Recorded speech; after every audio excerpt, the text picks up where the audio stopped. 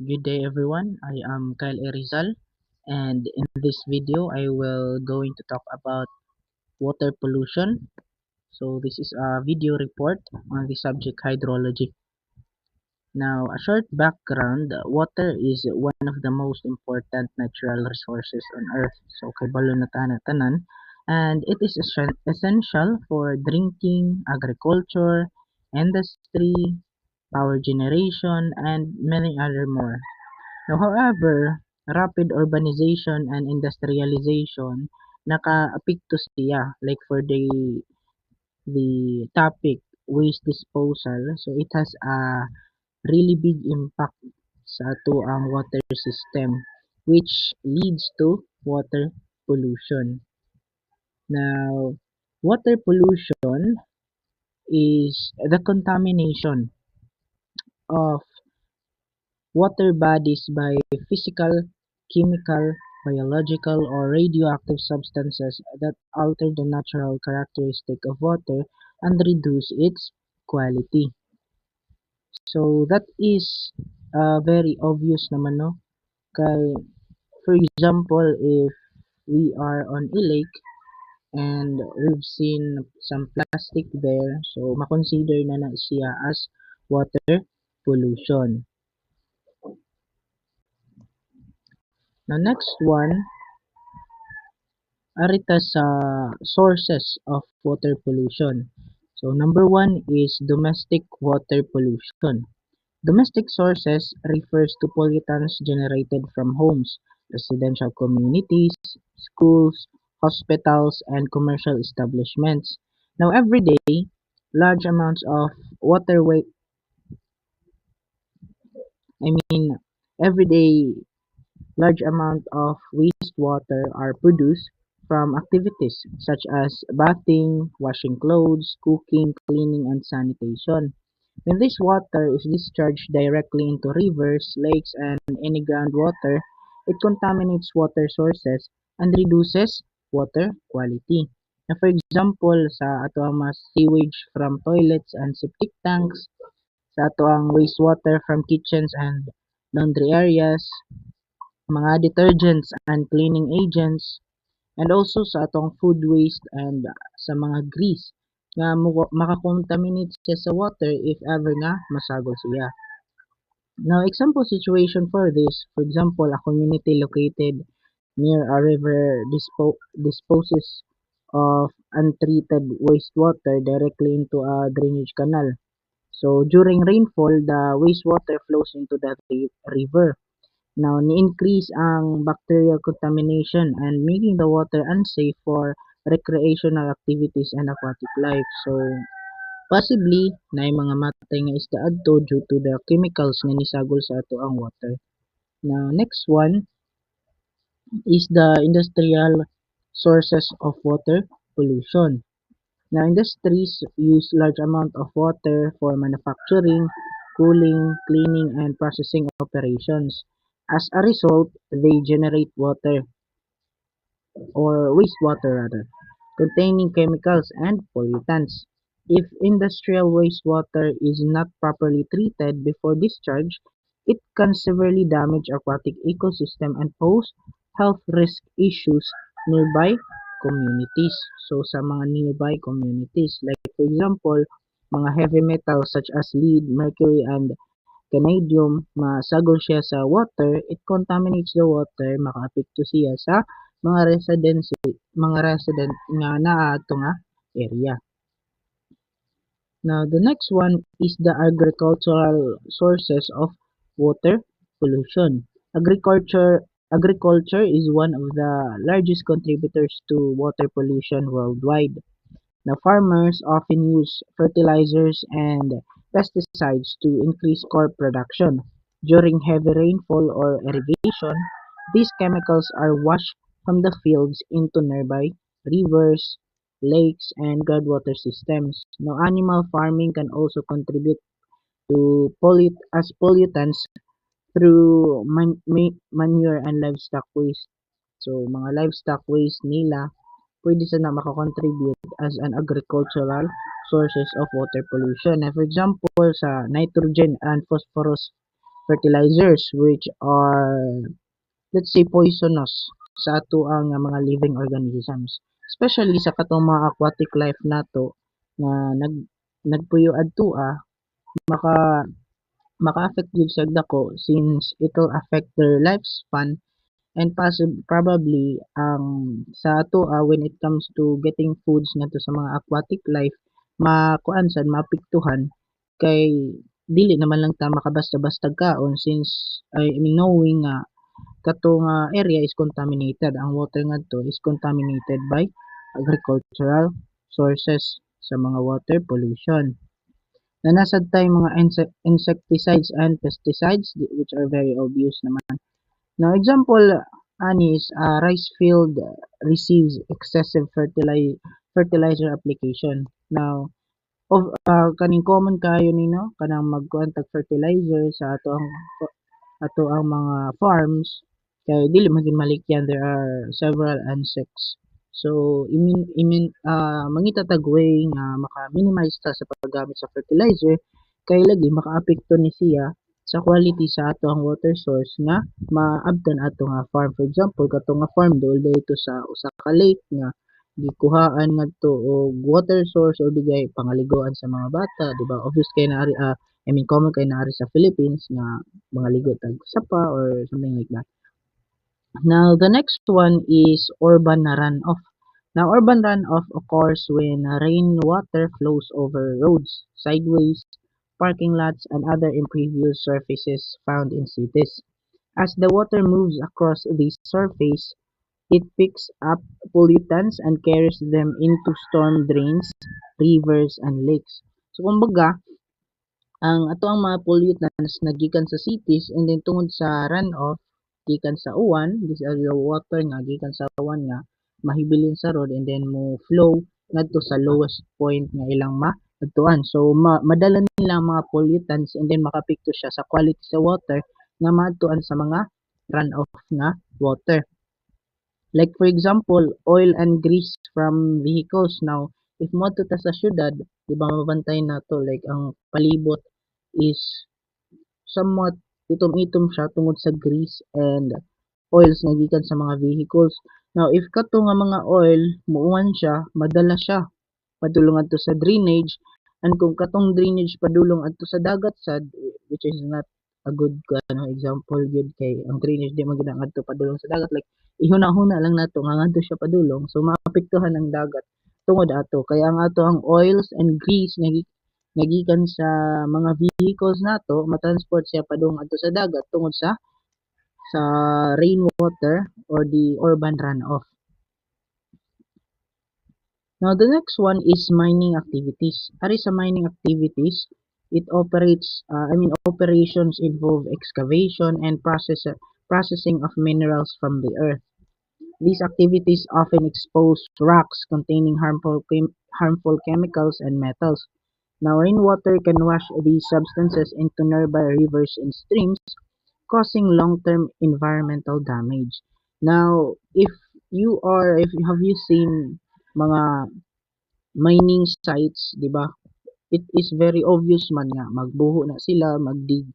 And at some point na ay mga part ana sa yuta nga ilam ana na ay mga chemicals that are very harmful for us and sa mga living organism. Now, if katong nga area nga giminahan, which is the same sa ngara sa example, dool siya sa, the picture na ako i-show ara sa PPT, dool siya sa water source. So, maapektuhan ang water source, makontaminated siya, dili lang kay ma-change yung color due to soil, ma-change sad ang quality due to the chemicals nga naa ilawom sa yuta. Supposedly katong yuta nagprotect siya para dili makontaminate ang water tungod kay gidig up siya na expose ang chemicals niadto ni sagol sa water and makapekto siya sa quality sa water. For example, kanang mga acid mine sa drainage, mercury contamination. Now, kanang mercury if nasa mga gagmay nga minahan, di ba? Mogamit gid sila mercury para ma-separate ang gold. So kanang mercury if musagol na sa water, it is very very harmful, deadly. And then arita sa types of water. pollution. Now, there are several types of water pollution. Number one is the physical pollution. Physical pollution refers to contaminants that alter the physical appearances or chemical characteristics of water without necessarily changing its chemical composition. These pollutants often affect water clarity, temperatures, and habitat of aquatic organisms. Now, number two is chemical pollution. So, chemical pollution occurs when harmful chemicals enter water bodies and alter their chemical composition. These substances may be toxic to human and aquatic life even at low concentration. So, some of the types of water pollution na include na nato siya sa pag-istorya nato kaganiha sa mga past slides nato, and these are very very obvious and dali ra masabtan. Now nga rin sa chemical pollution, like for example sa atong istorya kaganiha na mention ang fertilizers and pesticides. So proceed na lang ta. Now nga rita, biological pollution. This is new one. Now, biological pollution is caused by microorganisms that contaminate water and spread diseases. These organisms usually originate from sewage, animal waste, and improperly treated wastewater. Bacteria like E. coli, mga viruses, parasites, protozoa, and fungi. So kana sila, if for example nay usa ka area nga populated by those viruses and microorganisms, mga diseases, so kato pwede sila mo migrate padulong adto sa water and makaapekto siya sa aquatic life nato and sa ato asad mga humans. Now arita sa thermal pollution. Now, thermal pollution occurs when industries or power plants discharge heated water into rivers, lakes, or coastal waters.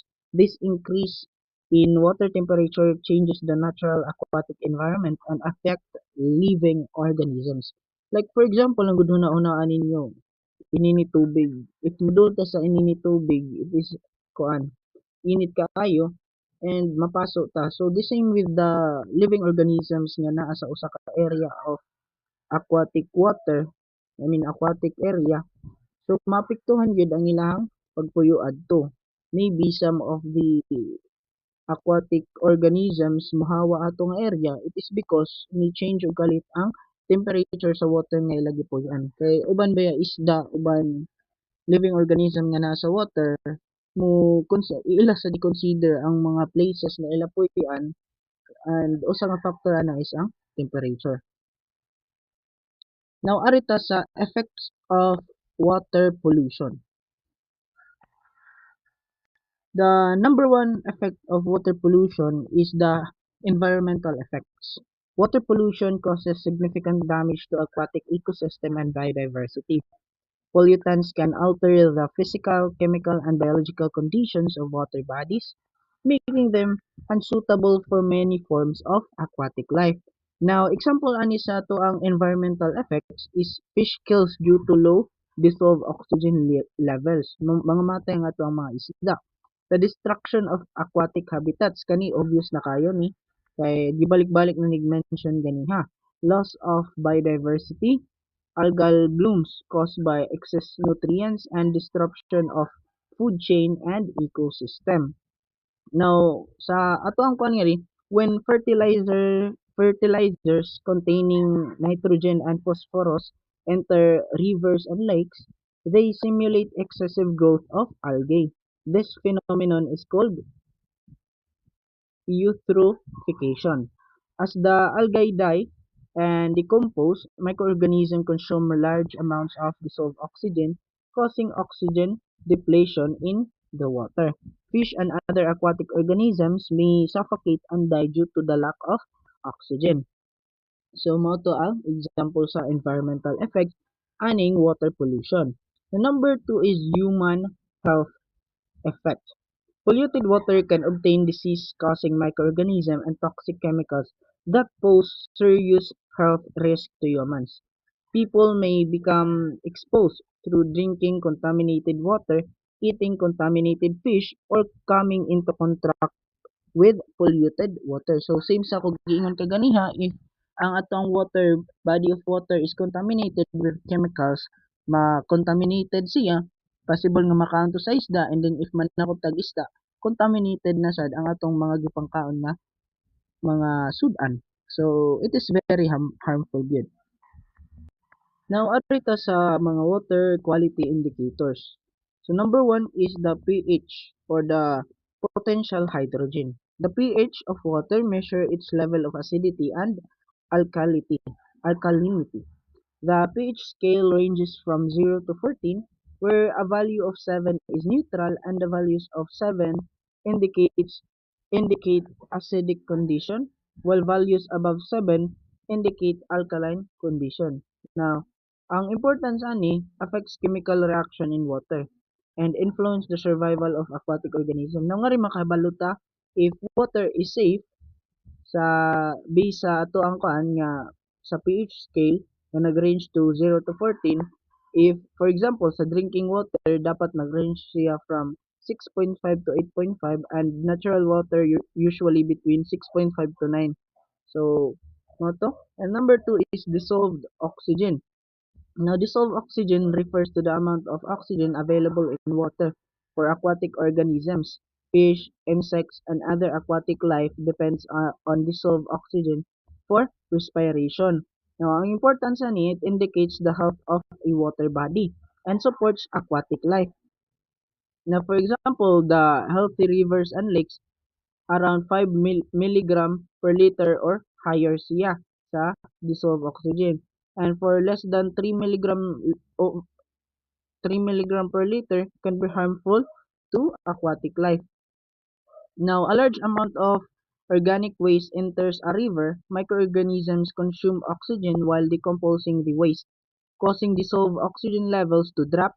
Fish begins to die, and the insufficient oxygen causes any other living organism na nasa water to die also. So number 3 is biochemical oxygen demand. So chemical oxygen demand measures the amount of oxygen required by a microorganism to decompose biodegradable organic matter in water over a specific period, usually 5 days. Now, the importance is that it indicates the amount of organic pollution and help evaluates wastewater treatment efficiently and use in environmental monitoring programs. So, gamiton niya siya sa mga kuan. Like for example, i-test sa mga nasa higher water program nga personnel, i-test nila ang water quality, so mogamit sila aning biochemical oxygen demand or BOD. Now, under treated sewage is this now underwater now untreated sewage is discharged into a river.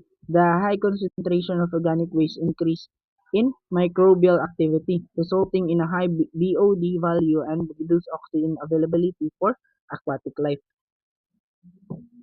Naari ta sa chemical oxygen demand. Chemical oxygen demand measures the total amount of oxygen needed to chemically oxidize both biodegradable and non-biodegradable pollutants in water.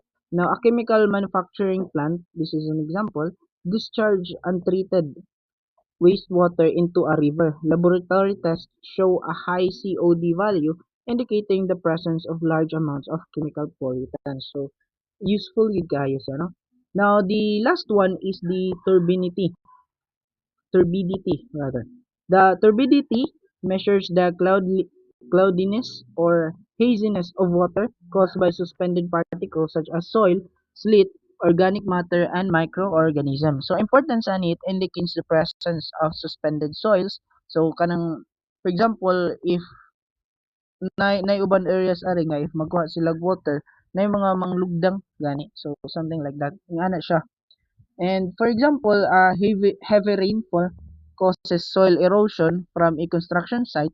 Large amounts of sediment enter a nearby river, making the water muddy and increasing turbidity levels. So, ano to siya, no? Ang ato ang mga water quality indicators. So that will be the end of presentation. Thank you for listening.